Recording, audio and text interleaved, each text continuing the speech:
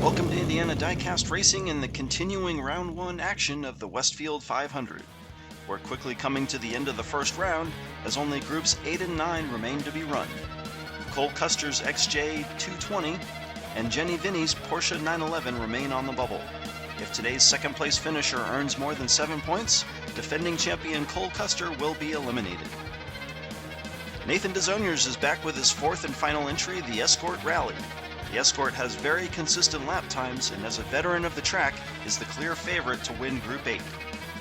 George Stackard is also back on the track, this time with his final 2 entries, the massive 45-gram Lamborghini Diablo and a 27-gram Porsche 911 GT2.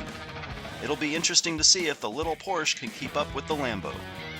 Finally, we have myself from Indiana Diecast Racing in my American-themed AMC Javelin AMX. My 2 qualifying laps were the first time this car has ever been on the track, and it did not go well.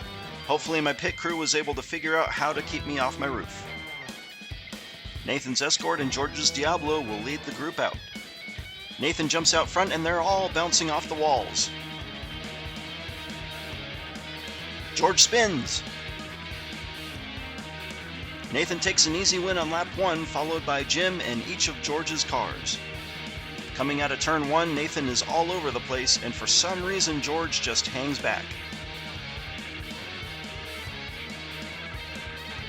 George's spin allows Jim to overtake, and George will be at an early deficit. Jim moves up front and goes head-to-head with his IDR teammate.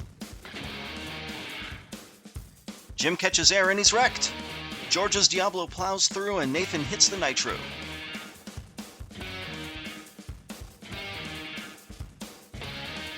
Another easy win for Nathan as the Diablo and Porsche hit the final straight. The Diablo spins and they collide. The Porsche is so outmatched by his weight, all he does is turn the Diablo around and they both coast to the finish. Jim gets some impressive distance. Unfortunately, roofing your car gets you 0 points. He stays up high around turn 1, catches an edge, and the power of that Javelin just flips it right over.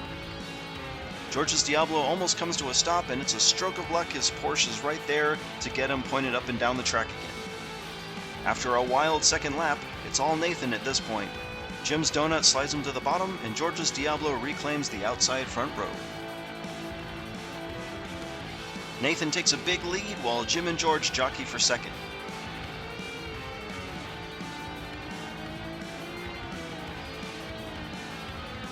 Another flawless lap for Nathan, and George takes second in his Diablo. George gets sideways, and in the process of trying to pass, Jim almost wrecks.